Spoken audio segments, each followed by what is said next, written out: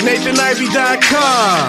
Mr. Ivy know the show must go on. As far as Cincinnati, man, I put on. Tunes made another flame beat for me to cook on. Raised dogs, closed fish, yeah, too strong. Team NI, chop it up at the chop shop. Top notch with the king flow, the hot shot. Cop squats in, listen to the real, jumping like hopscotch. Nobody harder than, oh, no, think not. Not only citywide, but nationwide. Superlative, keep it locked like them Haitian guys. Put the truth in the airwaves, we talk about it. Brand new like the templates, let's be about it. Who got the info by the AM? Jono B the rapper, got them jamming when they play him. Staying in my lane, they ain't gotta okay him. Who the host with the scoop? Yeah, they gon' say him. Ivy, so superlative like a bag of Drippos. Show you where the bricks at, Cincinnati red tag. One time where my people at. Team NI, where my people at. It's the 513, yeah, you know the flow. What's the word, Nate? Let them know the show. One time where my people at. Team NI, where my people at.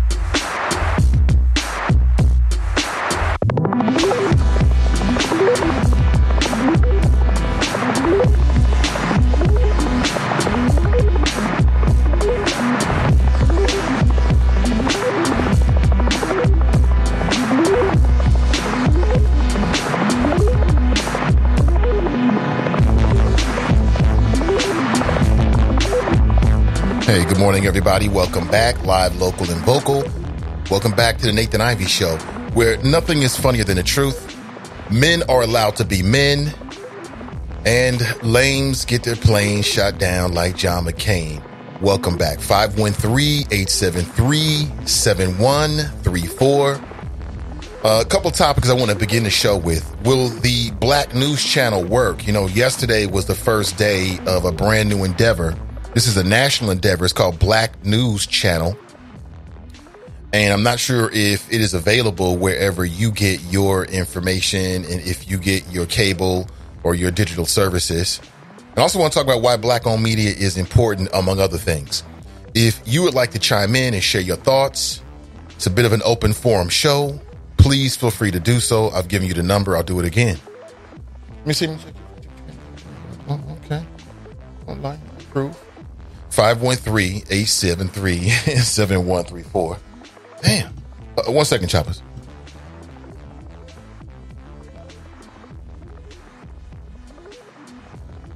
Hey, good morning. Welcome back. I want to thank all the well-wishers. Have not responded to all of the messages. I have not seen all the messages. If I have not responded to your message, please don't take it in a disrespectful manner. I just haven't gotten to it, but slowly I am, and I really appreciate it. Lots to discuss today, and that's just the tip of the iceberg. I want to talk about some local issues as well, broadcasting live from the greater Cincinnati area, including the fact that at least one member of City Council has now declared that she's going to step away. She's going to get a job with the Trump administration. I'm talking about everybody's favorite member of City Council, Amy Murray. Yes, it was announced yesterday, really 2 days ago, that she is leaving City Council and that she actually is going to be integral in making a decision as to who's going to replace her. And she's going to get a job in the Trump administration. Yeah, at the Department of Defense. And it all seems I'm not surprised, actually. I mean, it kind of makes sense on a whole lot of different levels. But it just kind of set the stage for what's about to happen now of the next, 2 years, essentially, a little bit less than 2 years, as we get ready for a city council revolution. It's going to be nearly a completely different city council. And if you're an incumbent, I mean, there's really no guarantees that you're going to be reelected. There are 9 members of Cincinnati City Council. Only 3 of them are eligible for reelection. The other 6 are going to be term limited out, and we'll find out what's going to happen with these 6 individuals. What are they going to do? But we now know that Amy Murray's stepping away, and she's going to go get a job. She's going to go work. She has a job working for the Trump administration, and I guess props to her. It seems apropos, doesn't it? It seems like that makes sense that she would get a job in the Trump administration. And all we can hope is that Trump's term ends in about a year. In about a year. If Trump is reelected, of course, he'll stay for 8 years. If he's not, that means that a new president will be sworn in, inaugurated in January of 2021. Right? That's what that means. And, I started thinking, like, if a Democrat wins, I don't want to see the Democrat come in trying to be everybody's friend, and I'm going to put Republicans in my cabinet too. I want the Democrat candidate to be just as gangster as Trump is in terms of having that focus of having people that have a certain mindset. But I know what's going to happen. If a Democrat wins, they're going to try to heal the nation. We have to heal now, and all this soft ass that really, might get in the way of what I hope is a more progressive agenda. That's just me. What I hope for is a more progressive agenda. Save the internet, save working class Americans who are under assault, in my personal opinion. I mean, if you're rich in America and you're doing well in America, chances are you're still doing well in America under the Trump administration. The chances are. And chances are you still doing well. But it's working class people who I think are suffering the most. The working poor. That's right. The working poor who are suffering the most. And they need relief. And we shall see. We shall see. Of course, New Hampshire. That's right. From Iowa to New Hampshire. What is the African American population of New Hampshire? Looking up right now. I'm curious. Because I'm a big believer that they need to rethink the placement of the states and how we start the primary races, because it seems to me that we start in states that don't really reflect the diversity of the country.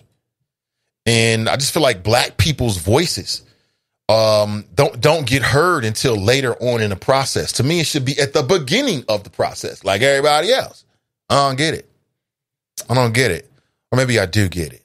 Maybe we do get it. Also, did you see the story of the Cincinnati police captain that was pulled over? It looks like it was an OVI. Was pulled over in a suburb of Cincinnati along with her husband. This is a white female who's a captain on the police force. And from the reports, pulled over in Loveland, by the way. From the reports, the captain's name is Amanda Caton. Anybody know Amanda Caton? And apparently her husband is a lieutenant. That must be a power couple. Your wife is the captain and you're the lieutenant. And apparently they were leaving, I guess, an establishment that sells beer. Got pulled over by a Loveland police officer and then tried to show their badge, or at least from what I'm reading, the captain tried to show her badge. Like, hey, shouldn't this, hey, help me out here. I'm only a menace to everybody who I'm driving, to everybody on the road. From the report I'm reading, there was a very strong odor of alcoholic beverage coming from inside the vehicle. Now, can you get that kind of odor with just 1 or 2 drinks? I don't know. See, to me, in the age of rideshare, this becomes more intolerable because it's just so easy to call a rideshare so that you don't put somebody else's life in danger. When I read these stories of just average Joes who are out here, drunk behind the wheel, it just reeks, pun intended, of selfishness and privilege. And when it's a member of law enforcement, in my opinion, I get even more outraged because you are supposed to be examples. You are supposed to be holding everyone else accountable and therefore yourself accountable in terms of the law. Quote, does it help that I am a police officer? Apparently that's what Captain Amanda Caton said. That's just a police officer who was pulled over by a Loveland police officer last night. Well, not last night. I'm sorry. Going back to Sunday. And it looks like it was a really bad situation here. And we'll see what happens. And from what I'm reading, and also I looked at a video that was attached to it from, WCPO? Apparently her husband, who I guess was in the passenger side, got aggressive. Who you think you are? You know who we are? We're real police, all this kind of stuff. I'll keep my eyes on this and see if there's anything that's going to be, further put out there. But to me, this is it's intolerable. We live in an age where you can pull out your phone and have somebody pick you up. Now, I don't know how much a lieutenant makes on the Cincinnati Police Force. And I don't know how much a captain makes on the Cincinnati Police Force. I do know after you finish the academy and do a short time, you're making about 60 plus benefits. So if you're a captain, I'm sure you're making more than that. So what I'm saying is they can afford to call rideshare. I mean, we got enough between the bad drivers, between the average Joes who are impaired due to drugs, whether it be opioids or alcohol or whatever it might be. And now we got members of the Cincinnati Police Force that are out here driving around. And just the way the article reads, it seems like it's just straight up entitlement. Like, does this make this better? No, it actually doesn't. It actually makes it much, much worse.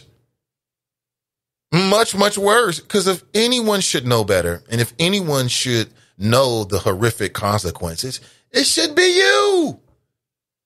It should be you. I don't know what it is about that alcohol, man, that fire water, where people feel like I can drive. Where are my keys? They're in your hand. Where are my keys? They're in your hand. Oh, my keys are in my hand. So does someone have to die before you realize? And I get upset about it because I got family in these streets. I got friends and family that traverse the streets of Cincinnati. And I would hate to get a phone call hearing that something terrible had happened. And then we find out it was because of some damn Jack Daniels. You can't hold your Jack. I don't know what's going to happen in terms of discipline, but I see that as a very, very serious offense, in my opinion. A very, very serious offense. Patrick Caton. That name sounds familiar to me. What? Patrick Caton. Why does that name stand out to me? I don't know. Maybe someone can help me. 513-873-7134. That name, for whatever reason, maybe it's just the last name, Caton. It rings a bell, but I can't put my finger on it. Maybe you can help me out. Again, you got the number. Now, listen, you got multiple ways you can interact with the show this morning. I have no plans on being with you for 4 or 5 hours like we were yesterday. That was like a one shot. It is what it is. That was just a one shot. I have no plans on doing that. Unless there's some serious breaking news, then I don't plan on doing that today. So I'll be with you for a full 2 hours, and then I'll be making a move. All right? Good morning to you. So you got multiple ways you can interact with the show if you're listening for the first time or for the first time in a long time. You can call into the show, traditional talk show. All I ask is that you open your mind before you open your mouth. The floor is yours. You can join the Chop Shop, the great citizens of the Chop Shop. We chop it up every single morning. All you have to do is go. There's a couple ways to do it. Like if we're on social media, you can go to my Facebook page. Boom. You click on that and it'll take you straight to my Spreaker page where you can go to the comment section. You can go to nathanivey.com and do it that way as well. Please feel free to do so. In terms of listening live to the show, you got two options. You can listen to it live on Spreaker, as the vast majority, the vast majority of people do. Or you can listen via something called the TuneIn app, TuneIn. And it's a free app that you can download to your phone, and you can listen to almost anything, actually. on that app. And you can also check out the Nathan Ivey Show as well. Good morning to you. Good morning. Good morning. Yes, good morning. How has the last 24 hours treated you? Yeah, we had a big conversation about Gayle. I think I pretty much hit the bottom of the well on that. You know what I'm saying? There's not really much more to be said. I don't plan on bringing it up today and or talking about it. But you do what you feel. Again, feel free to speak upon anything that you hear discussed. If you live in the greater Cincinnati area and there's breaking news or relevant news, you can always hit me up and bring it to my attention. If you're on Facebook, there's a Facebook group called the Friends Who Like the Nathan Ivey Show. A lot of good people in there. It's a great way to put news and or to post things. I go there on a regular basis, a daily basis, to get ideas for the show topics, and interact with the choppers. Please feel free to do so. Okay, it's a closed Facebook group. All you got to do is knock on the door and you will be granted entrance. That's it. Simple as that. How are you? How have the last 24 hours been? How has it been? Well, now Trump is going to bat for local hero Pete Rose. President Donald Trump wants Coopertown to open its heavenly doors for Pete Rose. You know, Pete Rose was banned for baseball for allegations that he was gambling on the game, gambling on his own team, perhaps. And ever since, he was given a lifetime ban. And, you know, it's, you know, for local people that live in the Cincinnati area, that I talk to, there's a lot of folks that are very, very sympathetic to Pete Rose. And now it seems like the president is a fan. He's a fan. And now you got El Presidente Donald Trump asking Major League Baseball to end the lifetime ban for betting on the Cincinnati Reds. And the reason why is because Pete Rose restarted the conversation. I mean, there was a cheating allegation surrounding a Major League Baseball team that Pete Rose says was much worse than anything he did. And if those people aren't going to be banned, why should he be banned? And he may have a point. He may have a point. We may get into it. Again, 513-873-7134. I just can't get away of Oscar news. I've been trying. I don't give a damn about the Oscars anymore. There was a time in my life when I would watch the Oscars. Those days are over.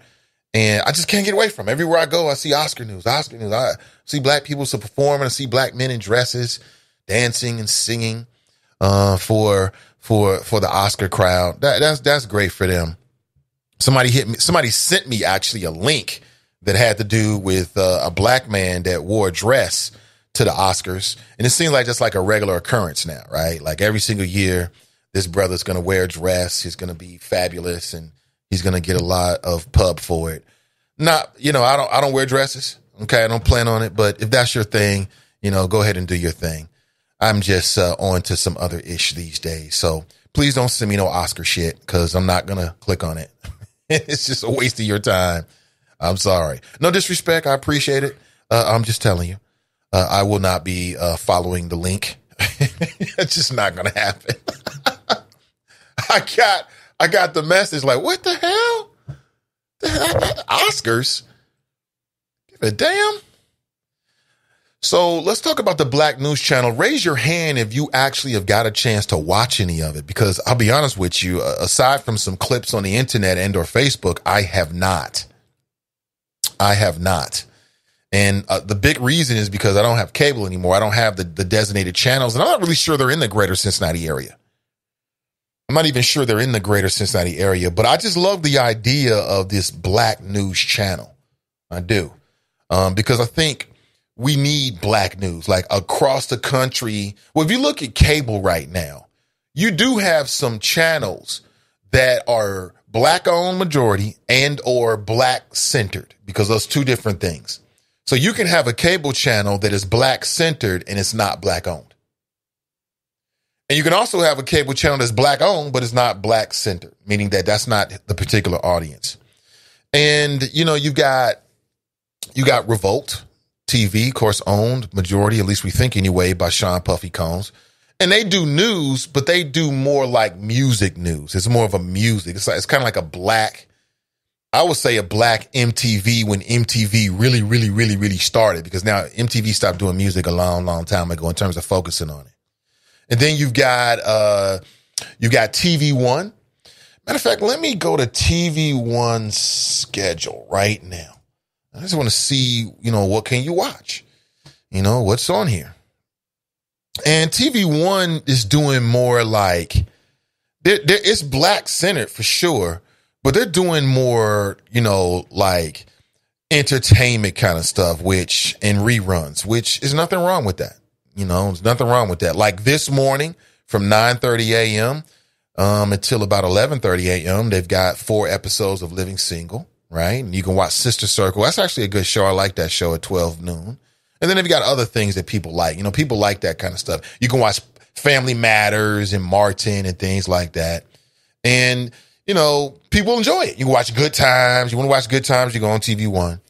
But TV One did away a couple years back. They did away with their morning news show. It was called News One Now. And it was hosted by Roland Martin.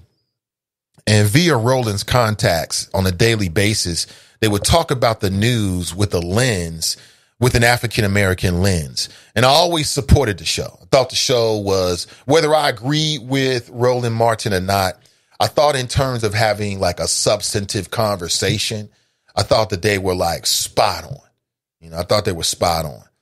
And, I learned a whole lot. I mean, there was a lot of things that were going on that it wasn't for that particular show. Black folks that watched that network and watched that show never would have heard about.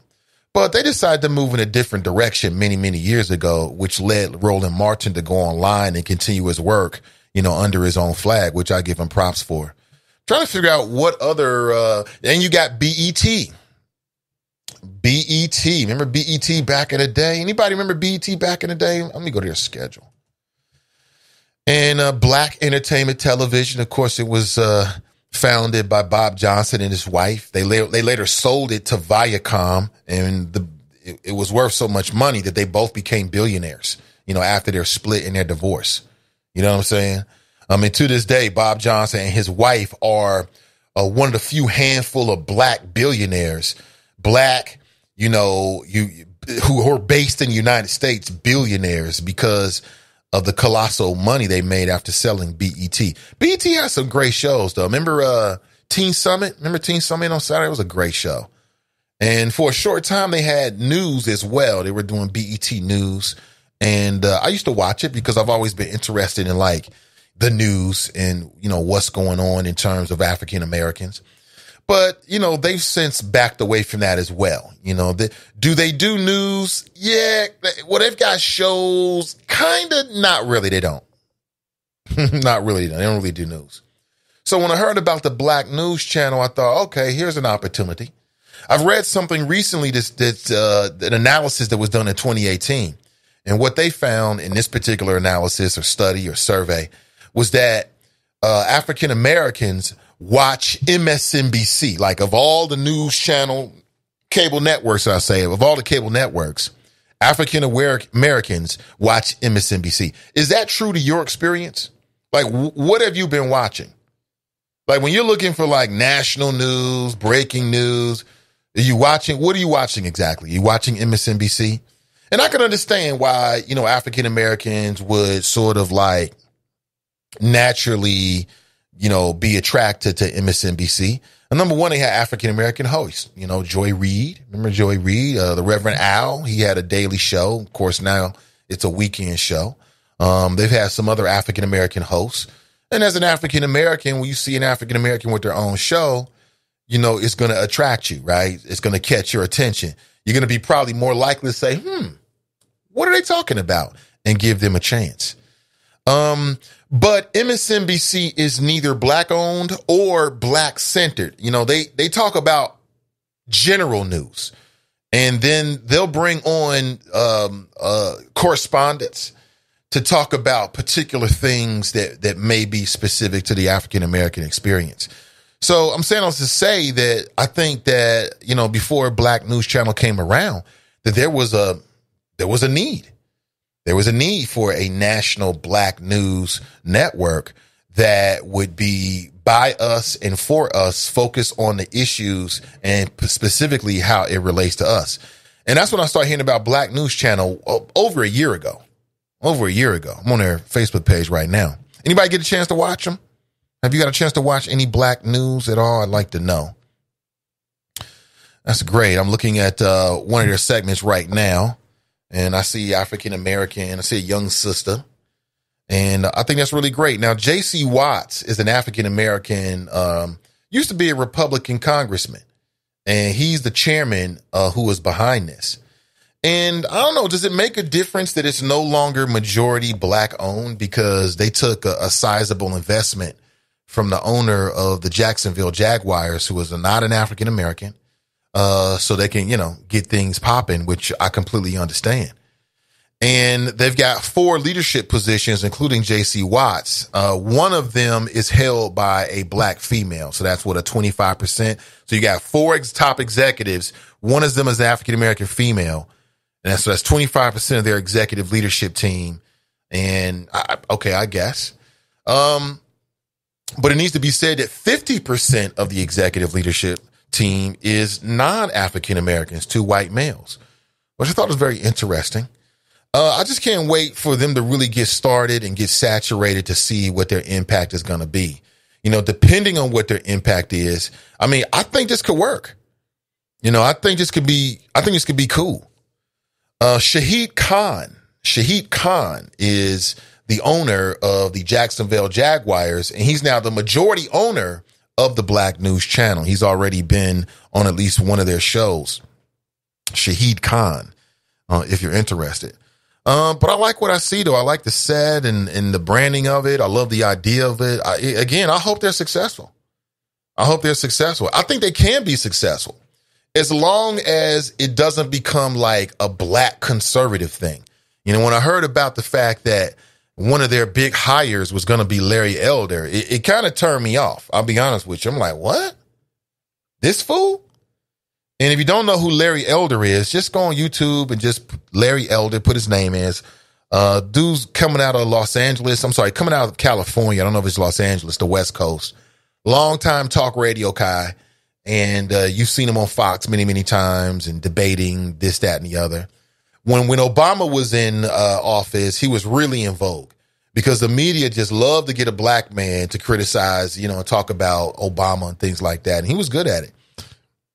In terms of black conservatives, he's right there at the top of the food chain.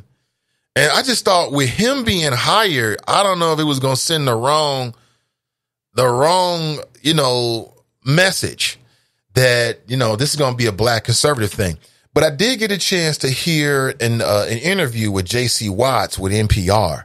And they asked him like, hey, you just hired Larry Elder. He's your first big hire. Is this going to be a black conservative thing? And he unequivocally said no.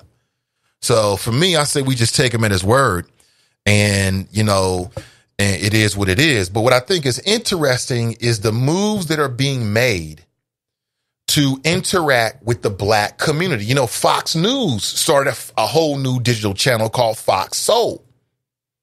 And now they're creating programming specific for black folks. Now, why do you think they're doing that?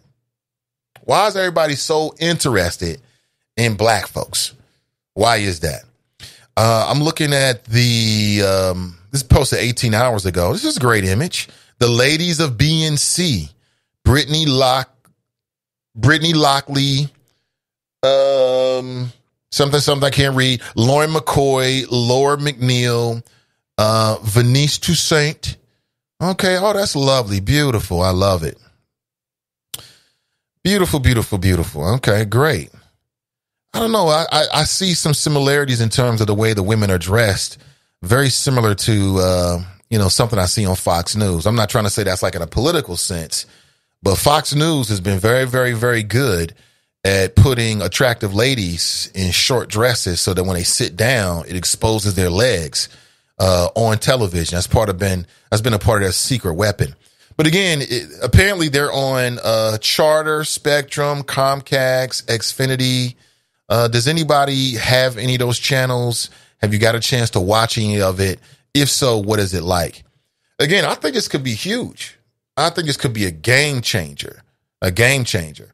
My only concern is that straight out the gate, it's no longer really black owned, or, it's no longer black owned. Let's call it what it is.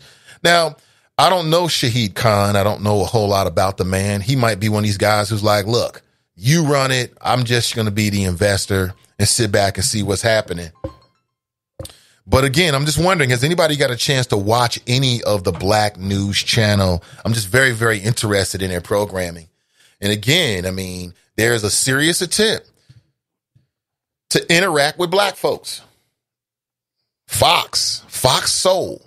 They got 5-6 new shows, all African-American hosts, all African-American centered. Now with Fox Soul, they're doing less like politics. These shows are sort of more like, more in the vein of like, how would you put this? Like daily television shows. But again, it's a whole, black audience, black celebrities, newsmakers, things like that. I saw Jamel Hill on there, and that's more digitally based. So if you want to get hip to Fox Soul, go on YouTube. They got a YouTube channel up, and that's going to be their main conduit to, connect with folks. Why, what's all this sudden interest with the black community and black audiences? I'm going to get your thoughts on it. 513-87. I have a few thoughts. 513-873-7134. Let's go straight to the phones and welcome in our first caller this morning. Good morning. Welcome to the show. Good morning, Mr. Ivy.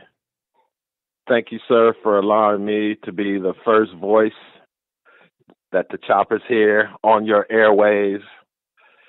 How are you doing this morning, sir? I'm doing great. Better than I should be. Oh, Mr. Ivy, I got to give you praise, Mr. Ivy, for opening up your show with the monologue about the Black News Channel. And you pose a question to your listeners and the people, the fine people in the chop shop, that why now all this interest in black people? Mr. Ivy, you know the answer to that question. And the answer is black votes matter. Donald J. Trump is not to be effed with.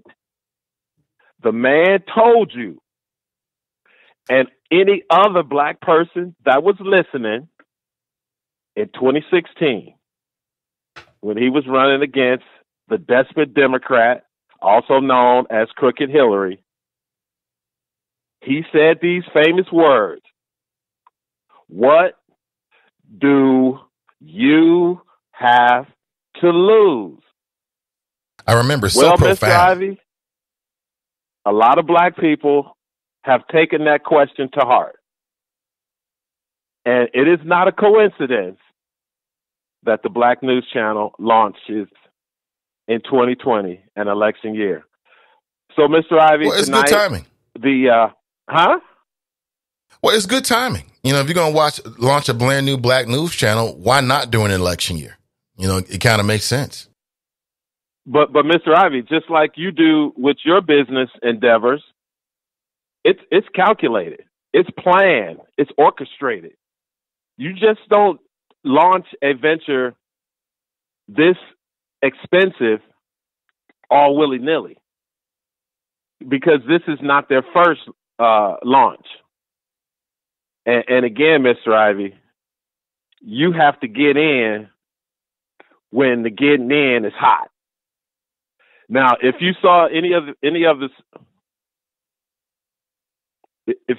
of the stories related to this, you see a lot of young, new black media involved in this venture.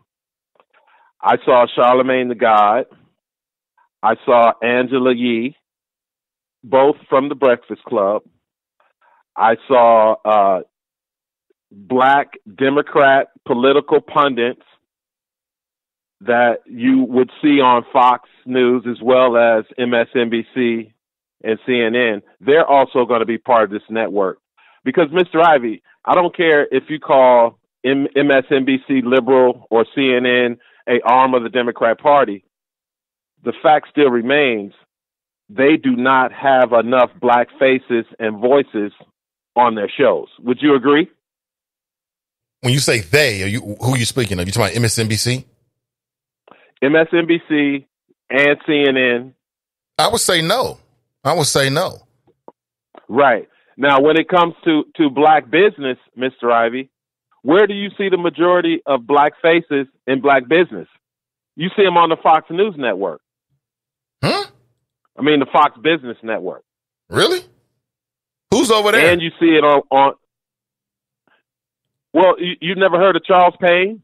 Okay, I know about Charles Payne, but other than Charles Payne, who?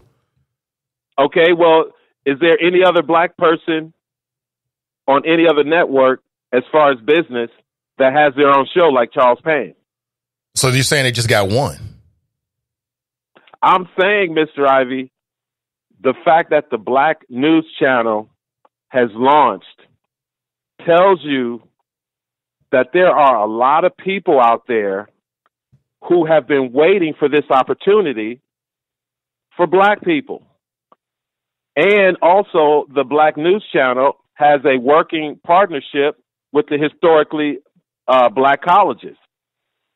You didn't mention that part. I'm not saying that you intentionally left it out, but that is a major part of their network, to reach out to the historically black colleges and get the young minds in politics, in business, and in culture.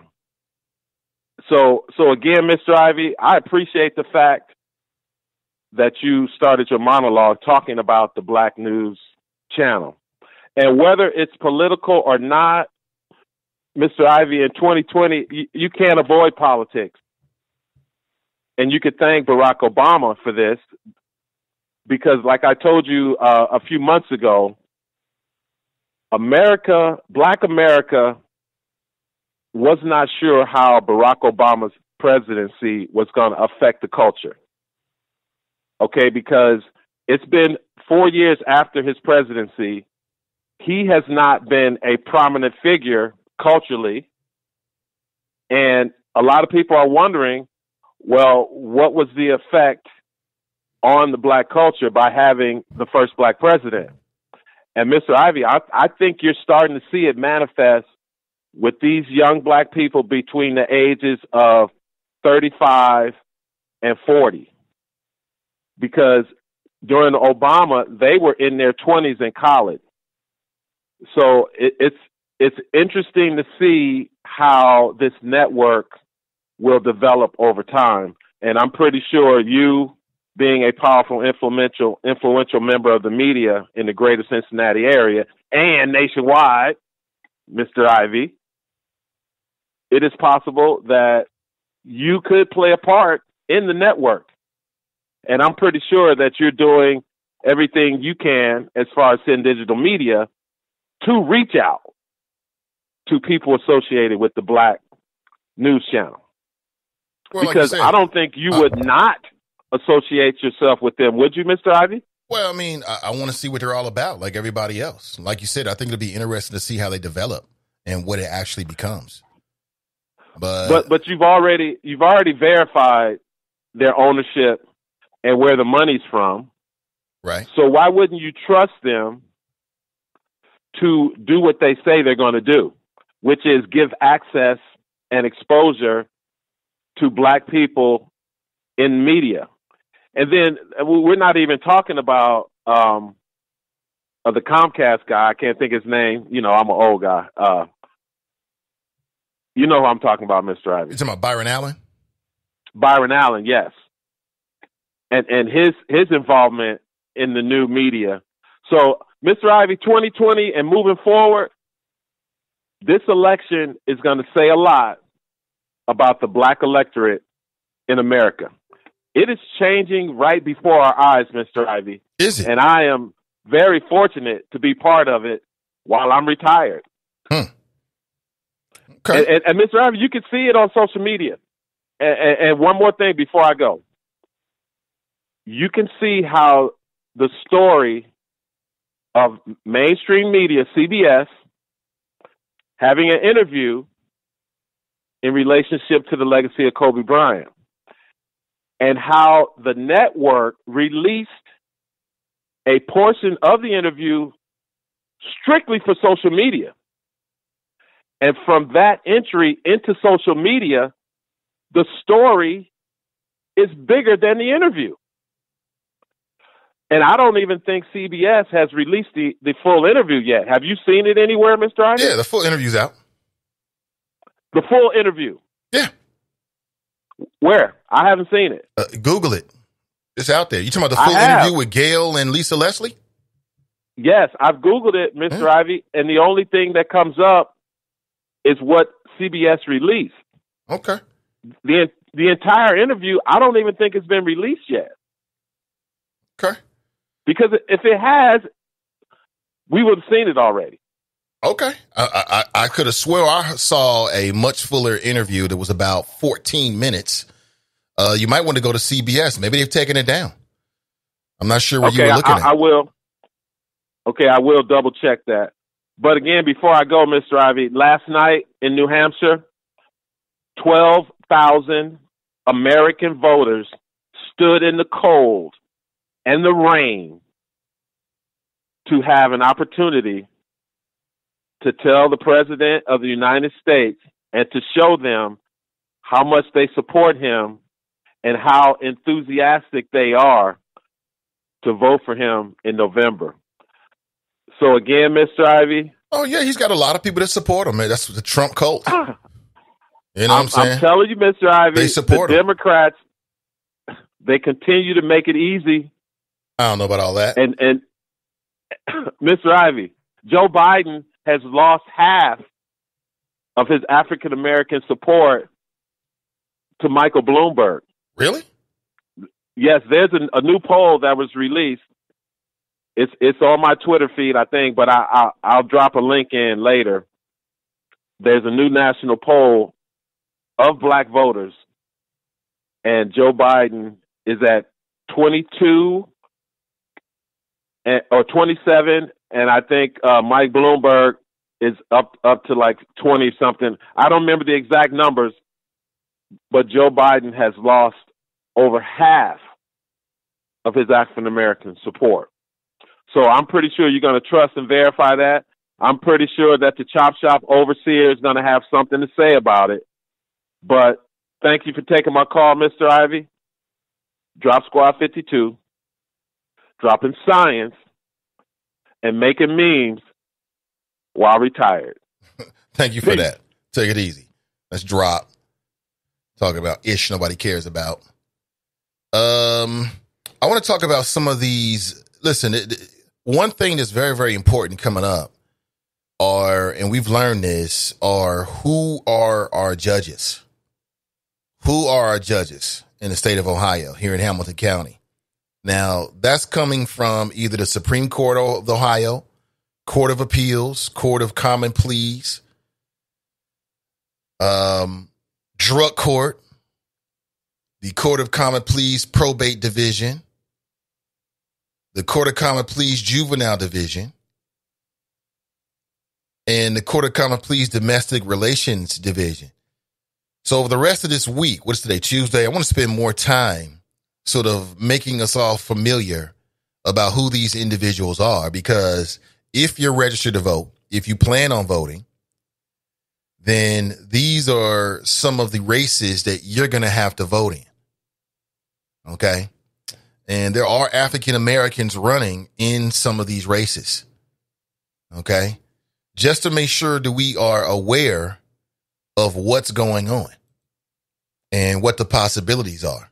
You know, I was talking with somebody last night about Donald Trump, and because of the over 150 federal court judges that he's going to be appointing, whether you like it or not, the impact of Donald Trump is going to be felt long after he leaves office. Long after he leaves office, he's going to be, or his influence is going to be felt in the federal court system. Like it or not, that's just the way the game goes. And here locally, it matters. Like, you know, people complain and they criticize about the quality of justice that they receive. But I wonder if these same individuals are aware of the various candidates, who they are, what they stand for, and what they believe. I think it's really, really important. And so I want to do our effort here on the show to make sure people are aware of it. And we'll do that throughout the rest of the week. All right. 513-873 and into next week as well. 873-7134. Just so we are aware of what your options are. Just so you're aware of what your options are and who these individuals are. Because when you walk in there, if you haven't heard either an interview, you're like, you see a name, if it's unfamiliar, you don't know who this person is. You got no idea whatsoever. You know what I'm saying? So in most cases, what are people going to do? They're either not going to vote because it's like, you know what? I don't want to just go eeny, meeny, miny, mo. Or they're going to vote and it's completely uneducated whatsoever, which, does that really help anybody? You know what I'm saying? Does that really help anybody? I don't really think so. I don't think so. 513-873-7134. See, Cassandra's in the chop shop. She writes, hey, choppers. Hey, good to see you, Cassandra. Hey, Tracy. Hey, good to see you. She writes, hi. Dark skin Jermaine's in the house. He writes, good morning, folks. Gail King is trash. Alt Middle is here for the children. And we still talking about Gail King. Okay. I'm down. If that's what you're into, go right ahead. I'm not really sure there's anything new to talk about. I think we've probably hit the bottom of the well. But I do see on social media there's just some residual conversations. I know Ta-Nehisi Coates, I know who that name is. Brother that writes for The Atlantic, prolific writer. Got a chance to interview him once, or almost interview him a second time. He told me he was Larry King couldn't do my show. I told him, fuck Larry King. You should come on the Nathan Ivey show. Never heard of him again. That's a true story. That's a true story, by the way. Let's go to the phones. Good morning. Welcome to the show. Hey, good morning, Nathan. Hey, what's going on? Kevin on the sale. Kevin on the sale. What's up, man? Hey, so, I always says trust is verified. So, I did. Turns out that in 2016, there was 100,000 for Donald Trump. Now, if there were 100,000 people showed up. I couldn't really hear you. Are you on speaker? That's one. And then two, you said there was 100,000 what? There was 100,000. Is this first off? Is this better? It sounds louder, but let's see how it goes. Yeah, I'm getting feedback too. I'm not sure what's causing it, but it's running back in my ear too. Is it better if I give a call back? No, you sound good. You sound good. Go right ahead. Okay. Yeah. Okay. Yeah. 100,000 voters showed up for President Trump in New Hampshire. So if he tells me that 12,000 people stood out in the rain or snow or whatever yesterday, it's still only a little bit over 10%. But the thing that I'm noticing is,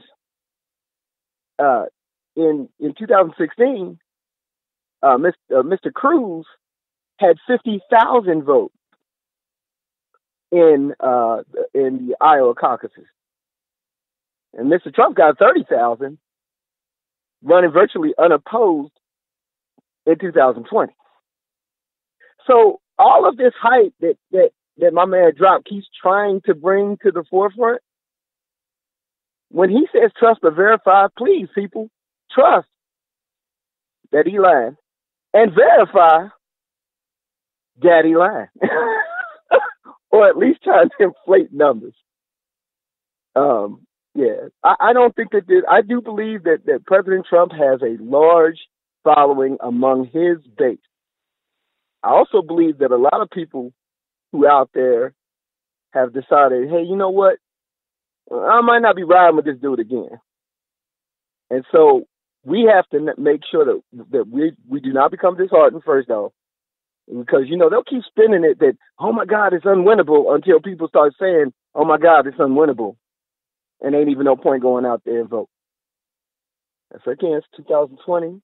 We need to make sure that we're voting. We need to know that it's showing up at the polls. You need to make sure that you get somebody in your car, take them with you, get in contact with your churches and those buses that are sitting idly by, because on Tuesday, not a lot of people are going to church. How about fill those up with folks that can't normally get to their polls? Make sure that people identify their polls early so that they know what they are. Go next door, knock on your neighbor's door, and ask them, are they registered? And if not, make sure that they go down and register, because 4 more years of this dude, and there may be some real problems that we can't get out of. Like you said, the number of judges that he'll elect, including Supreme Court judges, is going to be, it won't be unprecedented, but it will definitely not be a good turnout for folks who will literally live the rest of their lives on the bench. The rest of their entire lives, generally, they'll be on the bench. I appreciate you, Nathan. I missed you, man. I'm hoping that you're feeling better. I heard your medical yesterday, and prayers with the family. Much support. Yeah, thank you so much. Take it easy, Kev, on the cell. Appreciate it. I feel 100% better. I really do. You know, the next couple of weeks, I got to take it easy. Can't lift too much. Other than that, they're telling me it's all good. And one of the listeners who is a doctor sent me a message, very long message, scolding me, but also just giving me some information about how lucky I am. It's funny because I didn't see any lights. I didn't see Black Jesus. I didn't see the pearly gates. All I felt was pain. But that was then. This is now. And I feel 100% better. But thank you for that. Speaking of local politics, the Cincinnati editorial board got a chance to sit down with the 2 Hamilton County candidates for sheriff. Okay, that's Charmaine McGuffey. Then you got the current sheriff, who is Jim Neal. And they're saying that next month's Democratic primary for Hamilton County Sheriff could be a referendum on whether we need a new jail. Now, the Hamilton County Jail opened way back in 1985 with housing for 840 inmates. Now the jail, on average, holds 1,400 inmates at a time. Jim Neal said that the county needs a new jail to accommodate inmates with severe mental or physical problems. And Charmaine McGuffey said no. And since many of you, I live in Hamilton County, broadcasting live from Cincinnati. The city of Cincinnati, of course, is in the county called Hamilton County. Many of the listeners live in Hamilton County as well. How do you feel about the prospect of building a new jail? It seems like this conversation comes up every couple of years or so. And I just seem to remember that they have some issues at the Hamilton County Jail in terms of the quality of the conditions at the Hamilton County Jail. So I think there's a real question mark about the quality of conditions. As a matter of fact, I talked with a gentleman about a year ago who had recently been released from the Hamilton County jail, who, I talked to him by phone, and he went on and on and on. He didn't want to get on the air because he just didn't want to deal with the boys. He didn't want to deal with any retribution. And he went on and on about the conditions. He told me firsthand that there was officers down there that was beating the hell out of inmates. In many cases, it was either for small things or really, really, really small, even unprovoked. He told me that the guards had got some new like MMA training and was trying it out. That's what he told me. I mean, I haven't been there myself. I don't know. I can't tell you. This is what I was told. And I don't know if that is true. And I don't know if that's a consequence of the conditions. I mean, if originally it was built for 840 inmates and now it's holding 1,400 inmates.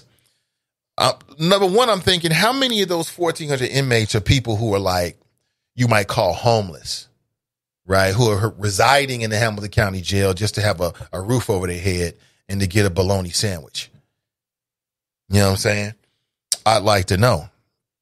Now, last year, I did get a chance to talk with Charmaine McGuffey. I have every intention in circling back around to bring her back on the show as we get ready, to make this actual vote. Also, Jim Neal as well. And I'll let you know when those interviews happen. But it sounds like something is needed. Are there crowding issues at the Hamilton County Jail? And other than building a new facility, what can be done to alleviate the stress?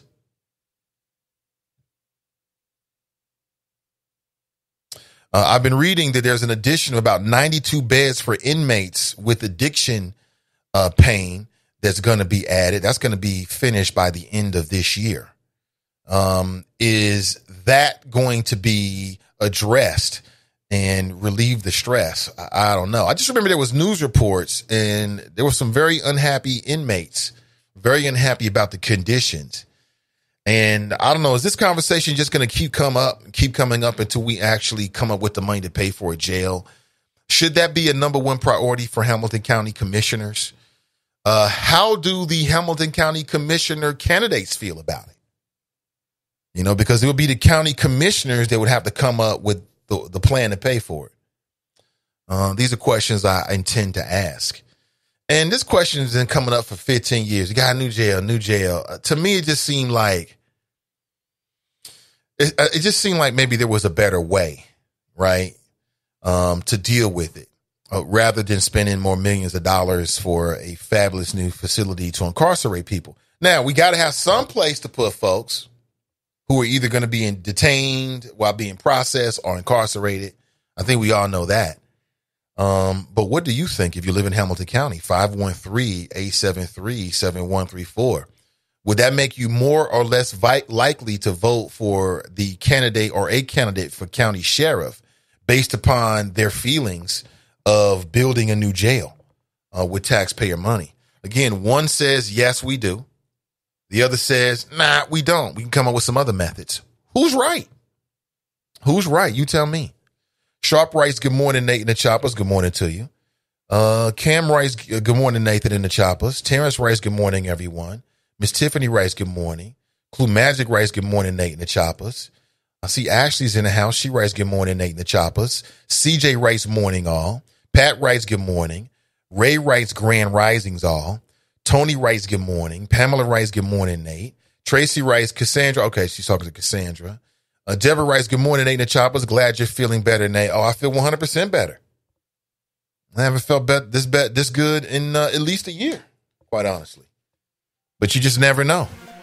You just never know. Cam writes, Trump administration equals revolving door. Trump administration equals revolving door, huh?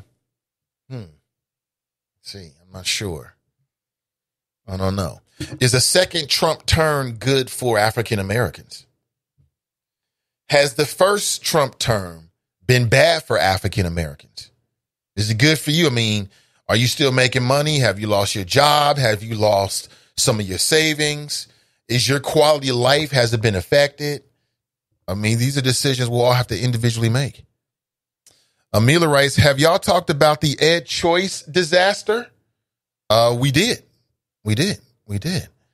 Brenda writes, happy Tuesday. That was before I was gone for a little bit. Jared writes, good morning, team and I. Mila writes, her husband was one of the officers involved in Roger Owensby's death. That Patrick Caton.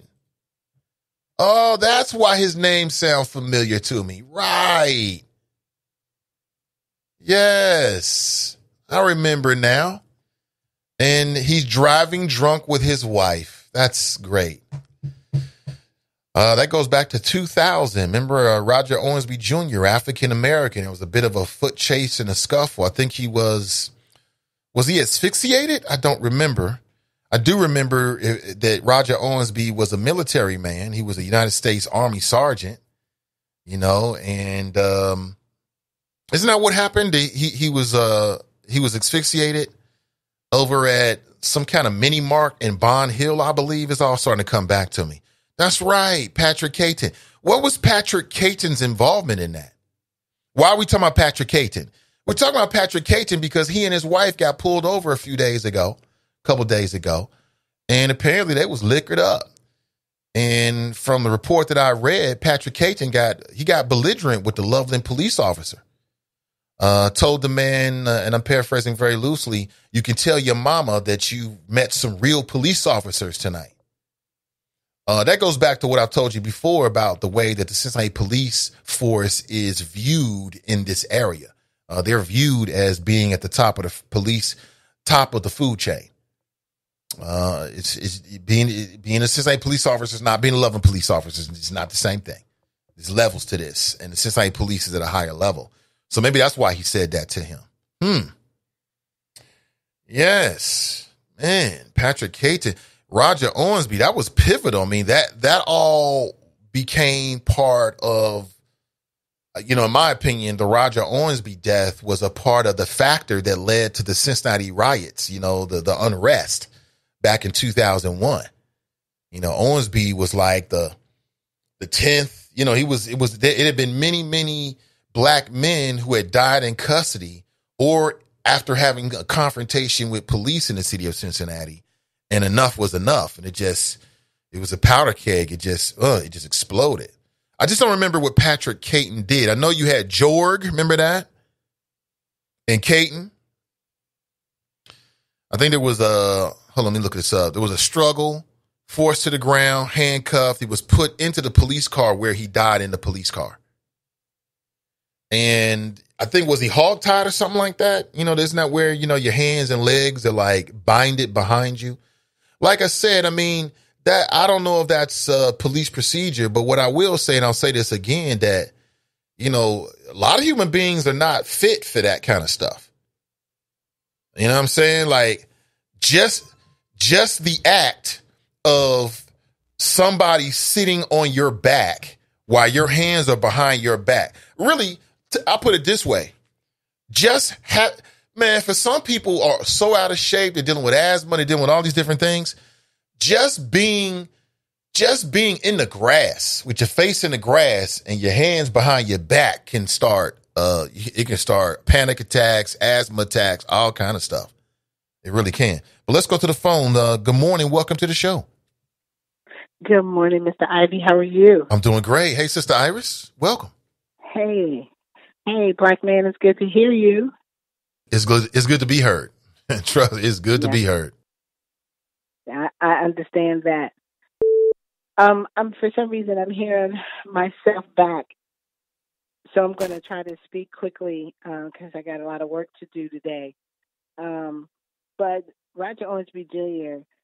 and the other brother, Jeffrey Irons, were number 13 and 14 that were murdered by the hands of Cincinnati police and other police municipalities.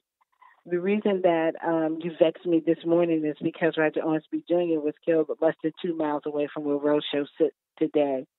And we often have to look at that particular mini-mart and remember that very troubling death.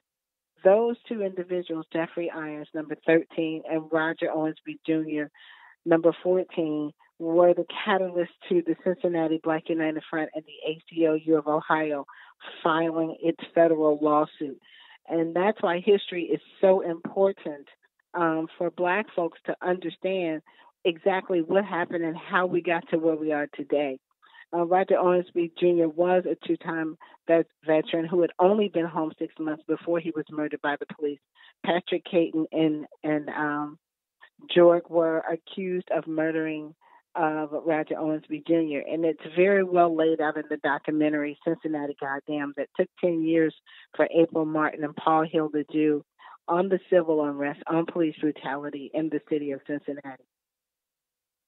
So it was extremely troubling to hear, one, that he's still on force, because there's so much work that has to be done to keep people who murder in uniform from having the ability to go out and murder again, and or be on their job and be in a very biased or unproductive and inappropriate way, as you seen happen last night with him and his wife. So I just want to make sure that people understand that particular history right there. Jeffrey Irons was a mental health patient, and Roger Owensby was a veteran. Those two individuals were the catalyst. We call them 2 and 24. And that's when we got extremely upset because, as you had heard before by police, and not just in the city of Cincinnati, police everywhere will say that any murder is justified until you challenge it. And that's what we did. And it was on those two dear brothers who lost their lives for no reason at all. Yes, Roger Owensby Jr. was asphyxiated by, I believe, the chokehold that they call a hog tie or something like that. And when you watch the video and you see all the police municipalities that are at that particular mini mart, at that gas station for one brother who wasn't doing anything, the video footage of him in the store is in that documentary. He had just got home, had only been home 6 months. He was the only parent to his child who was with his parents while he was on the front line fighting for his country. Nathan, I'll say this to you, and this one of the things and why journalism here in this town stinks. The local fish wrap, and I won't say the name, would never show a picture of Roger Owensby Jr. in his uniform, in his service uniform. They never portrayed the entire Roger Owensby Jr. And forever, I will never, ever forgive them for not honoring that dear brother in that way. So I just wanted to make sure that I added my 2 cents because that was the catalyst of why we have the Historic Collaborative Agreement today. It was because of those two, 13 and 14, and then Timothy Thomas came, which was 15. That was after we had filed in federal court. So I seems like make sure that history. It seems like after that he's been promoted because now he's Lieutenant Caton. Yep, absolutely. And his wife is the captain. That's very interesting. I mean, you know. It is, and that's why we have to stay on top of these things and not think that because you did some work 17, 18 years ago, things are put on the books, you've been at the table, you've been trying to hold on to it. Policing changes, politicians change, and they all come in with their different ideas of how they want things to run. And if communities do not stay on top of what they pay for, if you don't realize that you're the boss, that these are the services that you pay for, and that you need to monitor them and you need to hold people accountable, then your vote really doesn't matter because you're just voting people in, but you won't follow through. And if we don't determine that we want our own police force, how are we going to manage this? How are we going to do this? Because it's easy to do, but we got to figure it out, Nathan. But I wanted to add that to the story about Roger Owensby Jr. and Patrick Caton. And I really wish people, if you don't have a copy of it, just give me a call. We still have a few at Roadshow, Cincinnati, goddamn. That's the title of the documentary. And it shows you how not just policing, but then the prosecutor and the court system was used to protect those two officers. We follow Officer George. I think he went to Pierce Township, and we followed him all the way out to Pierce Township, went out to Pierce Township to let them know that they had a murderous cop in their midst as well. So, Nathan, when people talk about the work that was done, they don't understand, one, the sacrifice. Two, most people wouldn't do what we've done. Most people won't roll up inside of the police department and challenge them. Most people don't file federal lawsuits, hold people in the street for many years, and then do a sanctions and a boycott that cost the city $220 million and force the city to realize that its police department is extremely biased and unconstitutional as it polices the Black community. And then stay at the table. This takes a lot of work, a lot of commitment, and a lot of love for Black folks. So as we enter into these 28 days that we're supposed to be recognizing, let's recognize some of the local stuff that we need to stay on top of and not forget the deaths that were that had to occur for us to even begin to get this work done. So let's make sure that we are at the table to stop that from happening again. That's all I got, Nathan. I just wanted to say that. Hopefully, I sent you an email about having this conversation with Ms. Kim Neal. Hopefully, you can make it tonight. She is leaving the Citizens Complaint Authority, going to Fort Worth. So there is an opportunity for somebody that's got that type of skill to be a part of change in the city of Cincinnati. So hopefully I'll see you tonight. Okay. All right. Take it easy. All right. Appreciate you. Thank you. Most def. Perhaps you will. I appreciate the invite. Yeah, a little bit of history there. Quite interesting. So that's Patrick Caton, huh? Damn. And he's driving around drunk with his wife, talking ish to Loveland police officers. That seems very responsible. It's very responsible. Good to know we got good, responsible people in leadership positions on the police force, making good decisions on a regular basis. Let's move on. 513-873-7134. That's why I said we need good people. I'll say it again, to go into the force and be good change agents from inside. That's what we need. I'll say it again. I 1000% support that idea. Stand by that idea. Someone's going to do that job. They got a new recruiting class coming up this year. I think that window has now passed. To just keep your eyes open in the future. And we need good folks that's not going to punk out. That's not going to lose their moral fiber. That's not going to go along just to get along, but are going to do the job with integrity, with the eye on the community, and be the kind of law enforcement officers that we hope we have interactions with. Let's move on. 513-873-7134. As I said, Amy Murray, she's all smiles. She got a new job.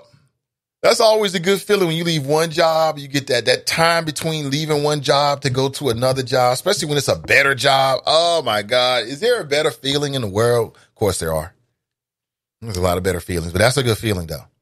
You ever had that feeling before? You're in one job. It's a good job. You like the job. And then you get a better job. And then that transition period, oh, my God, that's a good move. That's a good feeling right there. But Cincinnati Councilwoman Amy Murray is resigning from her seat to take a job with as I told you earlier, the Trump administration. Quote, I am never saying goodbye to Cincinnati. Damn, we was almost lucky. She's going to become the director of small business programs for the U.S. Department of Defense. That's great. She's going to be sworn into her new job on March 16th at the Pentagon. That's going to be cool. Getting sworn in at the Pentagon and everything. Now, remember, she briefly ran Janky Jim Renacci. Well, she briefly was his running mate when Janky Jim Renacci was running for governor. And then he decided to not run for governor and run for U.S. Senate in Ohio. And I think for some time she was like running his campaign or part of his campaign on some levels. And it didn't work. Janky Jim is a staunch Trump supporter. You know, Amy Murray obviously is a staunch Trump supporter because you cannot work for the Trump administration unless you're willing to drink a small glass of his blood and urine. You're not able to get a job. So clearly, she is a Trump supporter. And I'm struggling to know. I've been saying this before we heard about this as to what the fuck she actually did on city council. But obviously she did something because she caught the attention of the Trump administration. She got a big new job now. I wasn't at the press conference, but I could see an image here of the chairman of the Hamilton County Republican Party, a man by the name of Alex Triantafilou, who's a good guy behind closed doors. In the light, he plays the game. Councilwoman Murray is leaving the city for this appointed position. She's going to be the new director of small business programs. And that sounds like a big time job. So I guess it's congratulations are in order. She still has that one hurdle though, that she has to get over. And that is ingesting a small vial of blood and urine from Donald Trump to show her allegiance. If she's able to get over that, then the job is hers, as I understand it. And I'm not sure what her legacy is going to be. I don't know. I'm sure her supporters, because she was able to get reelected. She was initially appointed. And if you remember, she was a part of John Cranley's bipartisan coalition. And among other things. And, I guess it's good to have Republicans on city council to balance the progressives. That's what the Cincinnati Enquirer said. Oh, she is smiling big. Somebody's got a new job. And she's very happy. That's a big, hey, check me out smile. And I don't know. We shall see. I wasn't surprised when I heard this. I could see that. I could see her working for Trump. She'll fit right in. She'll get right in. She'll drink that vial and get a tattoo of Trump's image somewhere on her body. And there it is. That's all you got to do to show your allegiance to Donald Trump. Because Donald Trump is all about loyalty. He's all about loyalty. Doesn't matter whether you smart. Oh, you smart guy. Okay. Or you're loyal. The truth doesn't matter. Right and wrong, morality, constitution, international laws. You see the common sense. Are you loyal? That's all that matters. And obviously, Amy Murray is ready to be loyal. And we shall see. The Inquirer is promoting some dude. They say he's going to be the guy, or he should be considered. Here he is. Why GOP should pick this guy. Because he won't be afraid of the progressives. He won't be afraid of the Democrats. What the hell? Why would anybody be afraid, period? City Council needs another Kevin Flynn. Okay. I guess maybe they do. I guess it's all in the eyes of the beholder. I guess it wouldn't be what I think they need, but what do I know? His name is Steve Goodwin. That's what they're pushing. Apparently he's a military man or a military background. The downtown resident is close with Vice Mayor Christopher Smitherman and Republican Councilman Jeff Pastor. That's great. That's great. That's great. That's great. See here. Former Army captain comes from a blue-collar black background. That's great. That's great. So they're saying the Inquirer, or not the Inquirer, should I say, but Jason Williams is promoting and supporting this individual to take over and be your next city council person. Maybe he'll be great. I don't know. Don't know much about him. Perhaps some of you know more about Mr. Goodwin than I do. But I'll catch up. So we're losing Amy Murray, and perhaps we're going to get Steve Goodwin. Now, Amy Murray, in her speech, she talked about the importance of diversity and And then Alex Triantafulu, he spoke and said he was very serious about getting, whoever's going to take over for Amy Murray is going to have, certain qualities that he thinks are very, very important. So we shall find out. What do you think? Are we losing a working class hero? Are we losing a working class hero in Amy Murray, a fighter for the people? Or is it kind of like, meh? You tell me. Dark-skinned Jermaine writes, protect black women is the anthem. But it was the black women causing all the ruckus and rancor yesterday. But if we protect them from ourselves, we're misogynists. I quit. If you say so. Klumazic writes, yeah, she said, does it help that I'm a police officer? No, Captain, you're under arrest. Right. I think it was more like, does it help that I'm a police officer? I think it was more like that. I think that's what she said. Cassandra writes, if you make enough money to buy that many drinks that someone can smell it coming from your car, you can afford a ride share. There's no excuse. To me, if I was a judge in the age of ride share, I'm throwing a book at all people caught driving under the influence. Because you are a threat, you're going to kill somebody, and there's absolutely no excuse for it. It's just too easy. It's too easy to just open your little Uber app or your Lyft app and get yourself a cheap ride. And let the Uber or Lyft rider or driver drive you to your destination. Hopefully this person is sober themselves and you're not going to have any problems. So to me, to not do so is arrogance. It's like, I'm not drunk. Yes, you are. Who?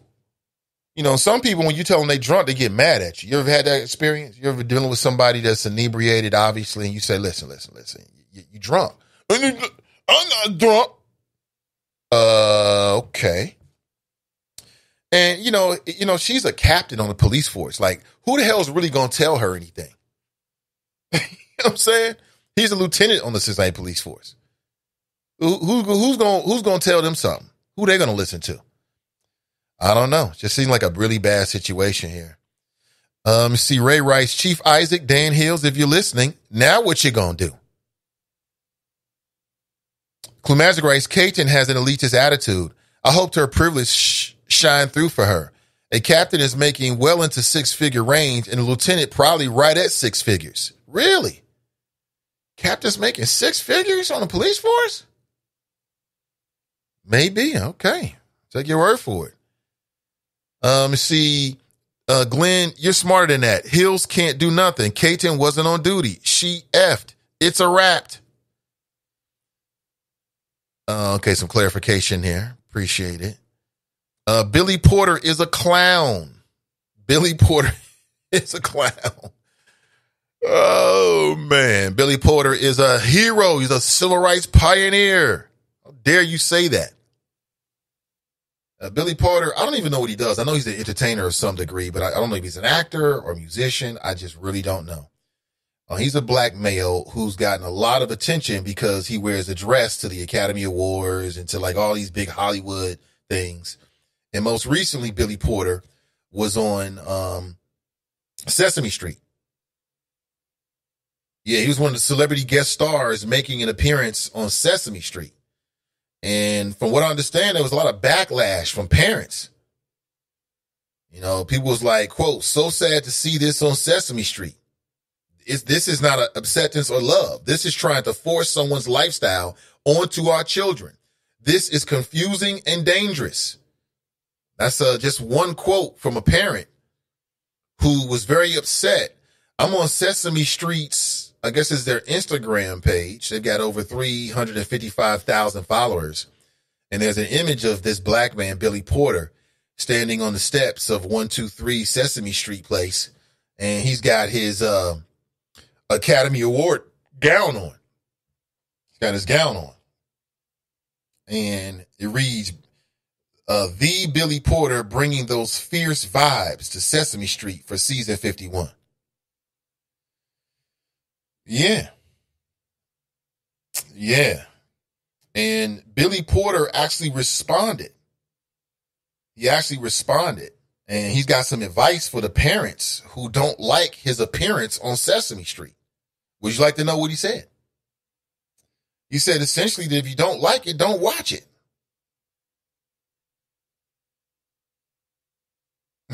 That's what he said. You don't like it, don't watch it, basically. And I want to get your thoughts on that. Is that good for children to have a black man dressed in a dress on the show? Is this promoting diversity? You know, is this promoting acceptance? Is this promoting that there's different types of lifestyles and different ways of being who you are, and all of it is okay? Yeah, I'm looking at it right now. My son doesn't watch Sesame Street. He watches other ish. I'm not even sure. Okay, yeah, I guess I could get Sesame Street. It's on like regular television. So, you know, it really wasn't an issue with me.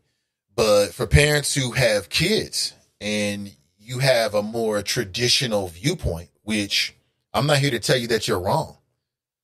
You know what I'm saying? How can you be wrong if you have a traditional viewpoint? If it's okay and now we're more accepting. See, to me, diversity and acceptance to some degree also means accepting traditional viewpoints on certain issues. Like there's a lot of black men out here who have a very, if you want to call it, traditional viewpoint when it comes to wearing a dress. And their viewpoint is they ain't with that. They're not with it. They don't want their son to be involved with it. They ain't wearing dresses. They ain't got no pictures up. They're not really a Billy Porter fan. I think that's okay. I have a problem with it.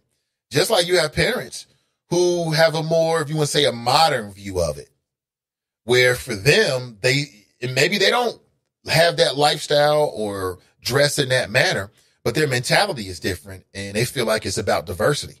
And so they have no problems with their children, you know, being exposed to it.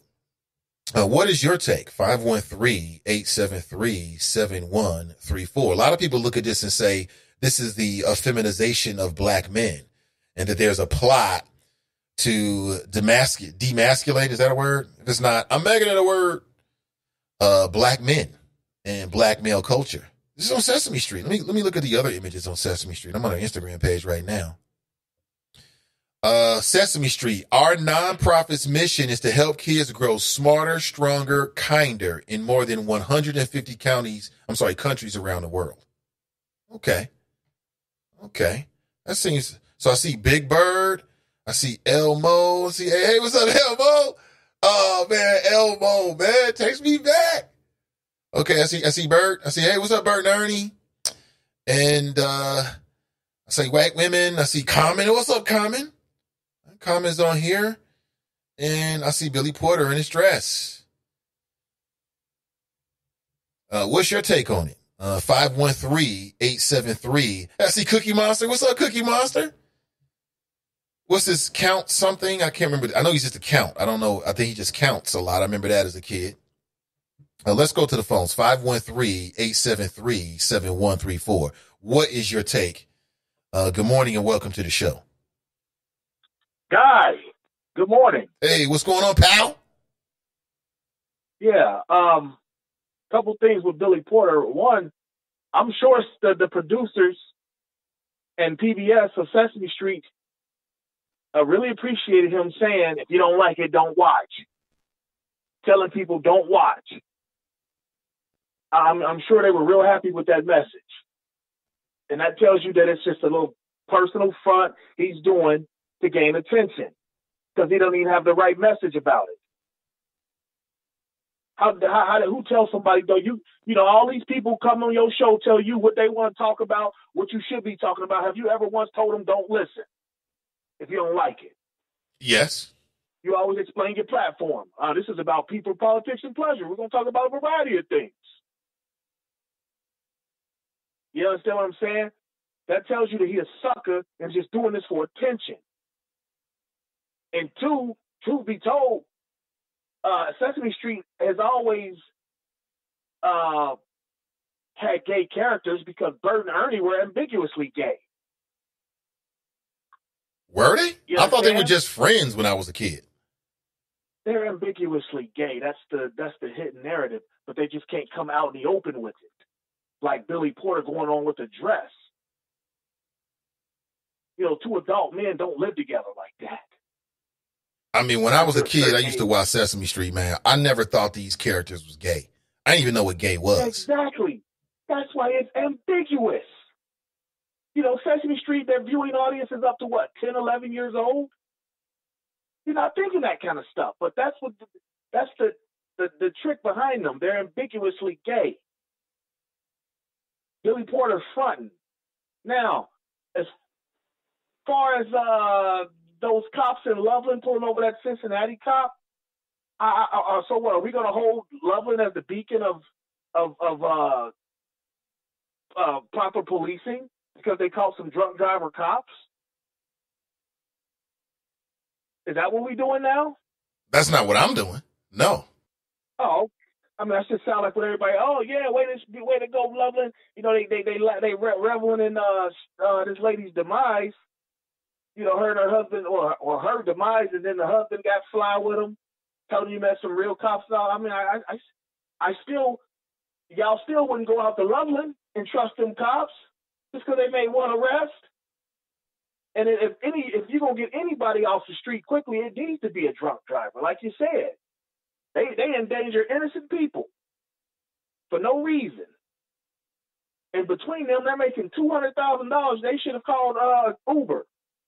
They should have used an Uber, a Lyft, or just called a regular yellow cab. We're not praising Loveland for this. That's what they were supposed to do. You feel me? I do. Well, thank you. And listen, that's all I got for you today. I just wanted to drop that. You asked about what do we think about Billy Porter, but I'll tell you this: watch his interview with Spike Lee on the red carpet of the war show from the weekend. Spike Lee is clearly uncomfortable. Yeah, what does Billy Porter do? Is he like a musician? What do you think he do? I mean, I'm not talking about his sexual, what he does sexual. I'm talking about like entertainment wise. Like I'm sure it's prolific. I've never heard of him until last year when he wore the dress. Right. Me either. You know, and now that I know he likes to wear a dress and window shades on his face, I have no interest in him. He said window shades. Like I've always said. He did wear that blue hat. Some type of lampshade on his face. It was the Zorro hat. Yeah, with it was like a Zorro hat. It was a blue hat. I know what you're talking about. It matched the boots though. Okay. So. Oh yeah. I mean, I have no interest in the guy. He's just I got no talent. He's probably a no talent hack anyway. They said just doing that just for attention. I'm not worried about cats like him.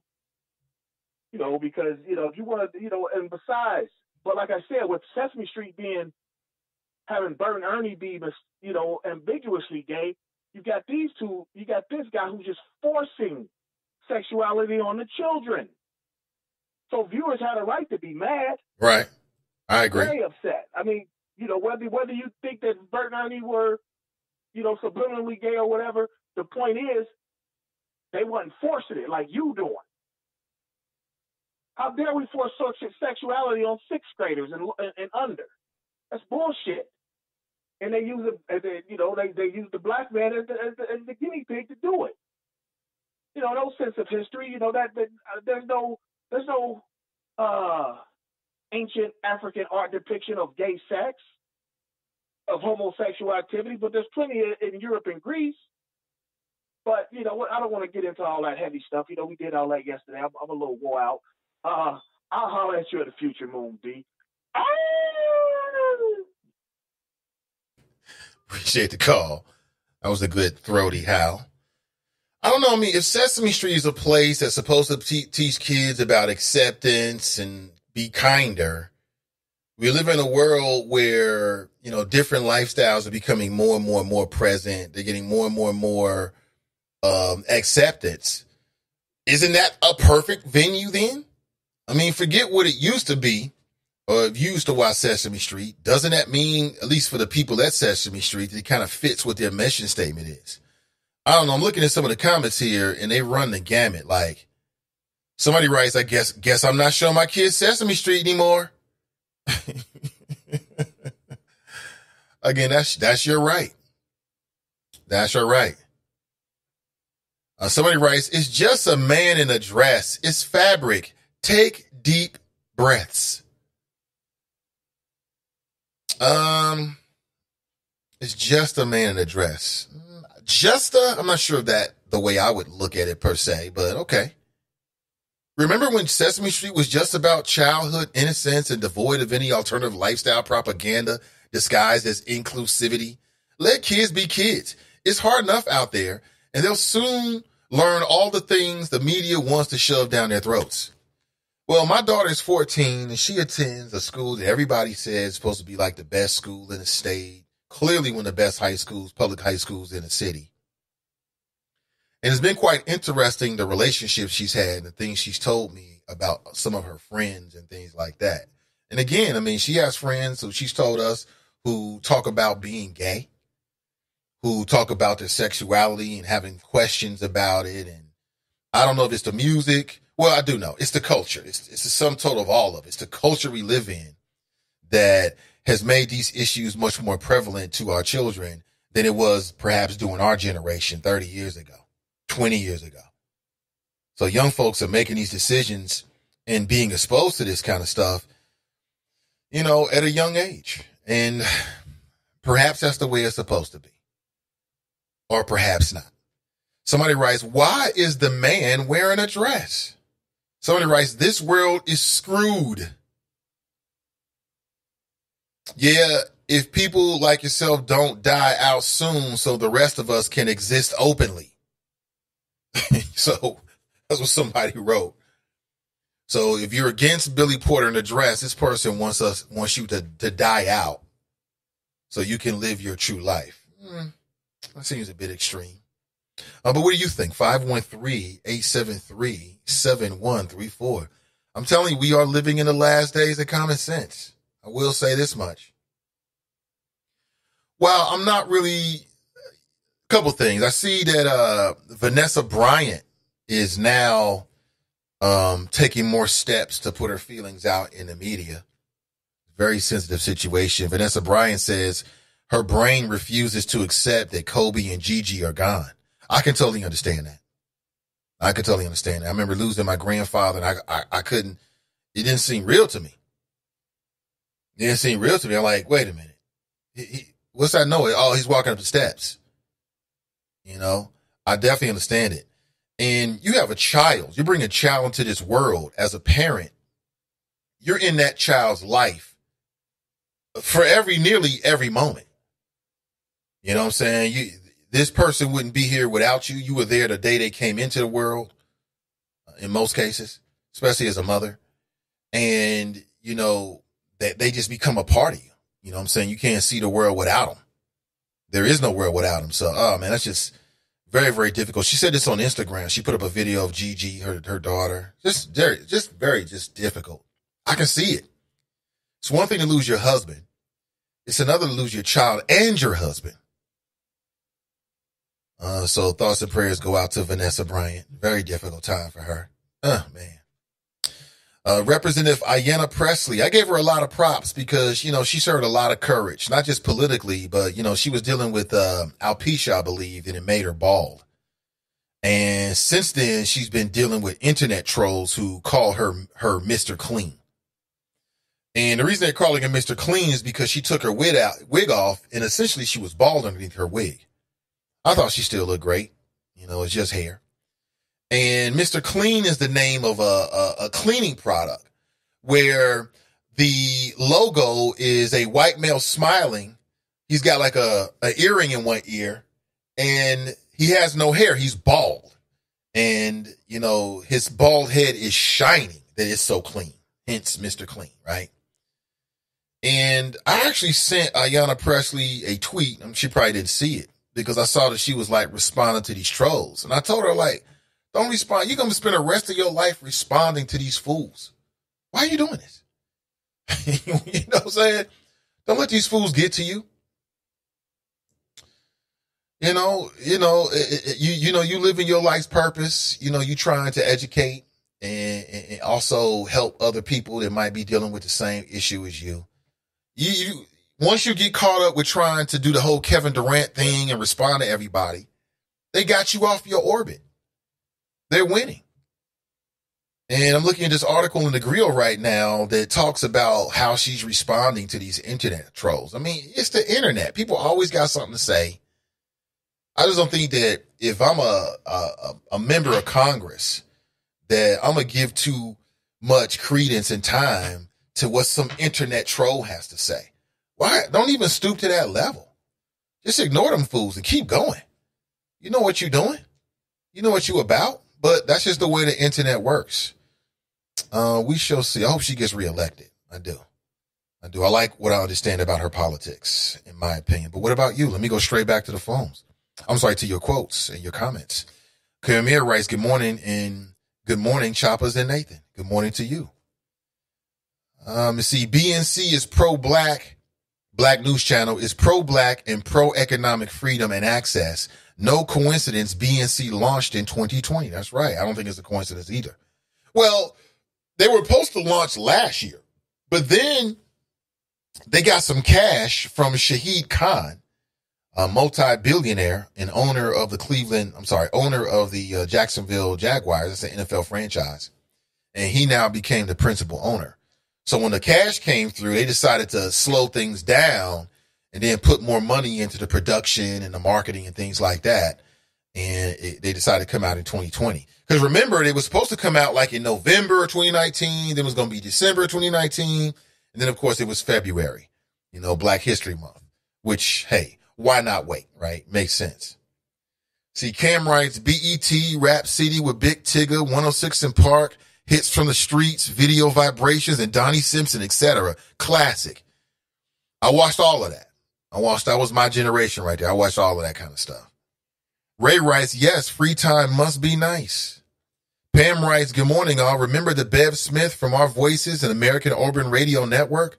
She came to Cincy several years ago. She's since disappeared. She has. Bev Smith was called the Queen of Late Night Talk. Black female. I got a chance to meet her once. She was here. I don't know. We were out at the Sharon Convention the Sharon Convention Center, and I got a chance to meet her. If you go to my Spreaker page, the Nathan Ivy Show Spreaker page, you'll see several images, and one of them is me interviewing Bev Smith. A lot of respect for Bev Smith. I mean, to me, she was a trailblazer. And then she just I know she had like a cancer scare, I want to say. And then she came back. And I'm not sure what happened after that.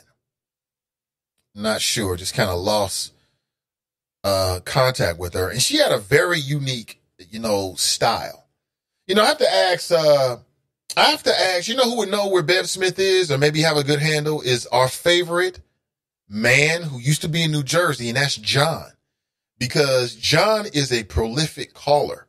John has called talk radio shows across the nation. I listened to the Bev Smith show once, many years ago, and John was on the line. And she was talking to John like, hey, you know, he was a familiar caller. So I know John was a big supporter of her. I believe she was out of Pittsburgh for a lot of years. But I don't know what's happened to her. I don't know if she's still up and running. I don't know. I tried to search for her, I don't know, year or two ago. Just saying, I was just curious to see if her show was still up and running. Let me see here. I am on her Facebook page right now. And the last thing that was posted was from February 2017. So that's nearly 3 years. That's 3 years ago. Not nearly. That's 3 years ago. So I don't know. I don't know. Her show used to be broadcast in Cincinnati. It used to be broadcast on a radio station here in Cincinnati. And then for whatever reason it stopped. So I don't know. I mean, hopefully, let me go to her website. Her website isn't even up anymore. So I don't know if Bev Smith is still alive or if she's sick or what's going on, but she has some great interviews. And she had this brother who was like her board op producer, and they would have these conversations and he would chime in. I thought it was really, really cool. And she would come on like late at night, like 10 p.m. or something like that, and be on for like 2 or 3 hours. It was dope just to have a different perspective, but I don't know what's happened to her. Mason Mahler writes, I watch MSNBC on a daily. Huge Chris Matthews fan. Watch AM Joy on the weekends. They need to bring back shows like CNN Crossfire. It was a great debate show. I agree. I'll be honest with you. I don't really like Chris Matthews, Mason Mahler. He is not my cup of tea. I don't know. I just don't feel him. It's not that I think he's a bad guy. I just don't like the show for whatever reason. Let me see. I watch Black News on Al Jazeera as well. Okay. Yeah, I watch a bit. I'm hip to Al Jazeera. That's a great source as well, especially when you're trying to get a perspective that is not United States centric. You know what I'm saying? They don't have a United States centric viewpoint, even though they're talking about issues from the United States. So if you're looking for something different, that's a great show. Somebody writes, Crossfire was an epic show. Yes, it was a great show. It was a really good show. Yeah, I liked it. I like all the debate shows. You know what I'm saying? Matter of fact, I want to produce a debate show podcast based here in the city of Cincinnati. That would be great. Mahler likes Kevin Euclid more than Pete. Shaking my head. Mrs. Love being Black's in the house. She writes, good morning, beautiful people. Good to see you.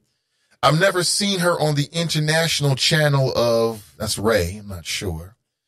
How far Tucker Carlson has fallen since. Is he still on? I don't really get a chance to watch him. Tucker is, the only time I like Tucker is when he's debating somebody. Because when he's not, he gets this snarky, smarmy, elitist kind of attitude, like, I'm smarter than you. Although I've seen a couple people go on there and spin them around a bit. It's quite funny. Obama would have 24K as his rally in New Hampshire. What's your point? Exactly. Kelly writes, good morning. That's funny. Nathan, Rachel Maddow is the only ugly woman on TV. TV is a visual medium. You have to be easy on the eyes to be on TV on a daily basis. Listen, I don't know if Rachel Maddow is ugly or not. Obviously, she must be doing something right because she's been on TV for many, many years. So I think what people like about Rachel Maddow is her research. Like, she'll take a deep dive into a subject and you'll learn all these interesting facets and wrinkles, and she'll unpeel the layer of the onion like 14 times. And, her and her crew are great storytellers. So they'll start from what appears to be like, why is she talking about this? And then in 5 minutes, you're like, oh, boom. Okay. And then you get it. She's pretty good at that. You got to give her props. Cam writes, because I'm black, y'all. I'm black, y'all. I'm bliggity, bliggity, bliggity, bliggity, black, y'all. Full stop. Well, thank you for that. Appreciate it. Sharp writes, remember the buzz always change formats when an election year approaches. That has been the MO. I don't expect that this year. Because they just switched back last year. But you never can tell. You never can. Anything can happen. Anything can happen with those folks. Mason Mahler writes, more than 8 in 10 African Americans believe President Donald Trump is racist and that he has contributed to making racism a bigger problem in the United States. According to a new Washington Post Ipsos poll, the survey released Friday also finds that 9 in 10 Black Americans say they disapprove of Trump's job performance. A majority, 58%, say Trump's actions as president are very bad for African Americans in the nation. Trump doesn't really care about black people unless black people are applauding him. That's it. But the same can be said for anybody else. All that stuff on the border, all that energy with a border wall means nothing to me here in Ohio. Nothing whatsoever. The tax cuts he gave to the wealthy did not help me and my family. The cuts, the running up the deficit's not going to help us in the future. And really, if not for the momentum caused by the Obama administration, Trump wouldn't even have a good economy to sort of fall back on. You know what I'm saying? I don't like his Supreme Court justices, and I don't really like his style. And I do think him being soft on racism has emboldened racists around the country. His net neutrality policy, I think, is against entrepreneurs, is against black folks who might want to start media ideas and media companies and media endeavors online. It's a threat to that. So across the board, I tried to give Trump a chance. He blew it. And he blew it. I mean, when you look at his cabinet, outside of Ben Carson, you don't see a lot of diversity. And, Trump seems to be more caught up with making himself look good in the moment than making sure the country is working well for working class Americans. So that's just me. That's what I see. Terrence writes, what do we have to lose? ? Our sensibilities, dignity, integrity. No thanks. Tony writes, Drop has nothing to lose. Right. Cam writes, the Black Boule channel. Oh boy, really? The Black Boule channel? I hope they're successful, man, because why not? Why not? Why not? The new BBC Black Boule channel. Is that what we calling it already? I mean, they just got started. You know what I'm saying? So let's give them a chance to find out who they are. You know what I'm saying? I'm not going to ish on them because they just got started. I'm not going to issue them because they just got started. I don't know what they're going to be. They could be a source of real information for the black community across the nation. Or not. But again, I think it's too early. Clue writes, was Bush prominent during Obama's term? ? What is Drip talking about? Drop, God bless his soul, is a Nathan Ivey supporter, and I'm down with that. This morning, I don't know what the hell he was talking about. I don't know. Angela writes, salutations. I see I dipped out 3.5 hours too soon on yesterday's marathon show. Yeah, it was a really good show. It was very heated, a lot of strong opinions, and it went much longer than I anticipated. Today, 2 hours. After I got off the air, my wife called me and said, who you think you are, Negro? What you think you're doing? I'm like, well, I felt good. Listen, you just got out, and I got the message. So I won't be doing 5-hour shows anytime in the near future, says the boss. So it is what it is. The boss has spoken. And again, props to the wifey. They say the Bible, and I'm not one to quote the Bible because I've got questions with its authenticity. I'll be honest with you. I don't know who wrote that ish and what it really means in some cases. But there's one verse that has always stuck out to me, and I believe it to be true even in modern times. The Bible, they say, was written, what was it, Nicaea, something like that. They pieced it all together and decided, okay, we're going to keep this in. We're going to take that shit out because that shit, we're going to put this in. Oh, yeah. Oh, almost forgot. Put this in too, right? But I think whether it be 2,000 years ago, 20,000 years ago, or modern times, he who finds a wife finds a good thing, assuming she's a good woman. Now, if you get married to a bad woman, it can be the worst thing you can ever do in your life. But if you marry a good woman, just speaking from a male perspective, it can be a great thing. She held the house down, and I appreciate it. Mason Marler writes, effect of Barack Obama on black culture. Graduation levels skyrocketed under Obama, and that's without passing a law. It was the presence of black excellence. Just think of what white America is getting from Donald Trump and the Republican Party. A bunch of dumbass hillbillies who no longer deal with facts. I'll take the former over the latter. I'm just saying. Well, people want to ish on Barack Obama, but what you got to remember is the state of the country when Barack took over. We had an international financial collapse. The auto industry, which was the backbone of so many people's economic freedom and so important to the overall economy of the United States, was imploding in front of us because of all of the corruption that went on during Bush's time in office. You know, when Republicans come to office, man, they'd be like, cha-ching, certain industries. And the unemployment rate was like 10% or something crazy. It was like double digits.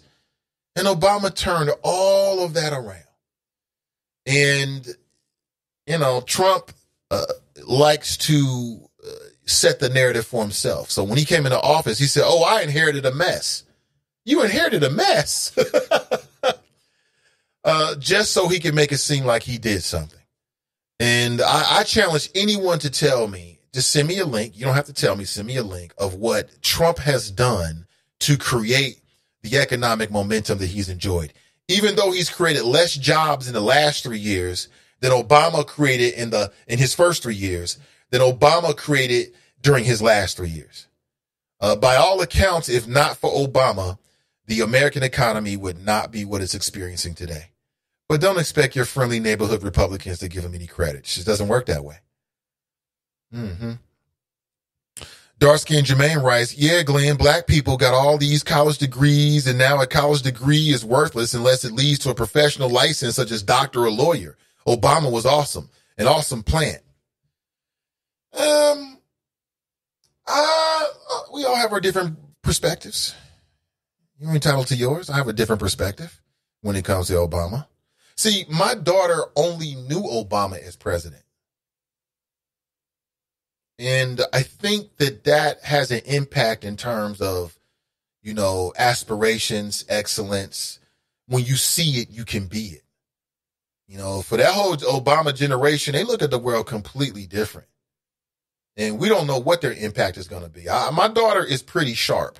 She's very sharp. She's very much like her father and mother, which is a good thing. In some cases, she's very much like me. She's like a little me, which sometimes can be very irritating, but you know, you guys got to deal with it with a pout. When you're a father and when you're a parent, you can't put out the light that you set ablaze, right? So, I have high hopes for her. Now, what she ends up doing, that'll be on her. And for her generation that grew up in the age of Obama, we have no idea what these young folks are going to do. We have no idea what these young folks are going to do. Let me see. Jackie writes, 17,000 was at Bernie's rally. Drop hate his black skin. So sad. Cincy Tigers writes, good morning. I see y'all were at y'all best yesterday. Had to catch the replay. Welcome back, Nate. Hey, good to see you, Cincy Tigers. Great to be back. Great to be back. Yeah, Renee's in the house. She writes, good morning, everyone. Hey, good to see you, Renee. And I am not allowed to go that long anymore, at least for the short term. I got the message from the boss. That's the wifey. I told her I did a show for 5 hours yesterday, and then she got silent on the phone. I was like, okay, I get it. She's like, you really feel like you up to that? And then we had a short conversation. I got the word. So I'm not allowed to do that anymore. Okay, just so you know. And everybody was a bad influence on yesterday's show. But, you know, we had a great show. We had a really, really hot topic. We had some really, really strong opinions. You know what I'm saying? And that's just, it just, before I knew it, it was 12 o'clock. You know, it just went that way. I didn't plan it. And I'm certainly not planning it today because I don't want to get myself in trouble. Okay? So don't get me in trouble today. Brian writes, another one, ridiculous. She probably agrees with Gail asking that unwarranted question. Okay. All right. I mean, people have their opinions. We can agree to disagree. I'll leave it that way. Tony writes, Sissy Tigers writes, are we getting along today? ? Honoring the wishes of Rodney King. Can't we all just get along? Is that what Rodney said? I think we are getting along. I thought we got along yesterday. Sometimes things get tense. I'm okay with it. I mean, it comes with the territory. Mason Muller writes, okay, he's talking to Ray. Tony writes, had a frustrating debate with a sort of relative, our kids are cousins, who went on about why he doesn't vote. He was one of those smart dumb cats who went on about an article he read about the government in the 90s, talking about the elections are already set up. This dumbass Negro like that out here, like John from wherever, who are too stupid to realize that not voting is in fact a vote for what's currently going on. Well, I don't want to call anybody stupid. What I will say, Tony, is it is frustrating when you're dealing with somebody who's intelligent and they don't understand voting locally. Because that's what I'll tell people. I'll tell people like, look, okay, if you feel like the national levels is just too big and your vote is just so small, and it doesn't really matter, I would disagree with you, but okay. But locally, city council, school board, commissioner, I mean, these are the gatekeepers of taxpayer dollars. These are the people that are going to decide the priorities for your taxpayer dollars that you're going to pay no whether you vote or not. So clearly where you live matters, and the politics of where you live matters. Sometimes that works, sometimes it doesn't. Some people are just so cynical that they feel like when they vote, the way they voted should be the outcome. And if it's not, it's a plot. And that's not true. That's a very immature way of looking at it. Maybe Cincinnati should worry about their local judges and prosecutor. Nathan, is not wise to mock spirituality, nor the prophets. Shaking my head. I wasn't mocking anybody. I mean, I have serious questions about it from an intellectual standpoint. I'm not mocking it. Let me see. Tracy writes, my blood pressure is normal today. So is mine. I got to check my blood pressure every day now. Damn it. But it is what it is. Drop writes, Kev on a sale. I did not lie about the 12,000 votes who were at Trump rally in New Hampshire last night. Yeah, I mean, these Trump rallies, there's a new book out, which I have yet to receive. I did put in a request for a copy. It's titled A Very Stable Genius. And it's yet another look inside of the Trump administration, the Trump White House, and the people that work for Trump. It's not flattering. It's not flattering. It's a very unflattering look. King Kobla's in the house. Hey, good to see you, brother. Is Gayle King going to Harvey's victory party, though? I don't think there's going to be a Harvey Weinstein victory party. I don't think so. I think Harvey Weinstein, his goose is kind of cooked. And, you know, he's got this rape trial he's dealing with right now. So we shall see what happens. We shall see what happens. I mean, clearly Weinstein was a longtime predator who, because he had power, was allowed to continue his predatory ways. But I think that chapter in his life is closed. I think that's over with. I don't think he'll be operating at least on that same level anymore. I think that's a wrap. Tracy writes, anybody concerned with the coronavirus? Yes and no. Like, I'm concerned as a human carbon-based entity that lives on Earth that there could be something that's spreading around the world and it might come here.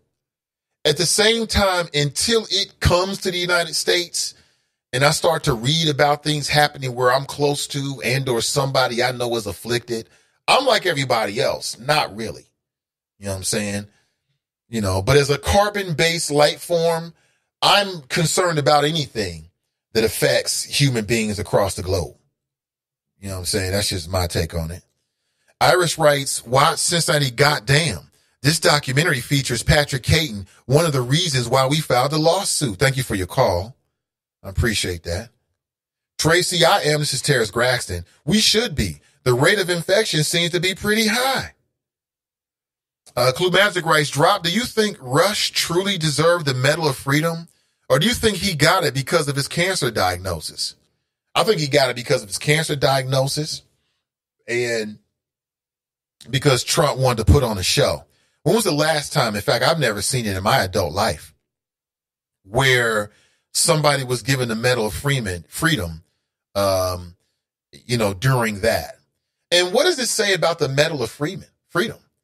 I mean, if somebody was going to give me the Medal of Freedom, I guess I would take it.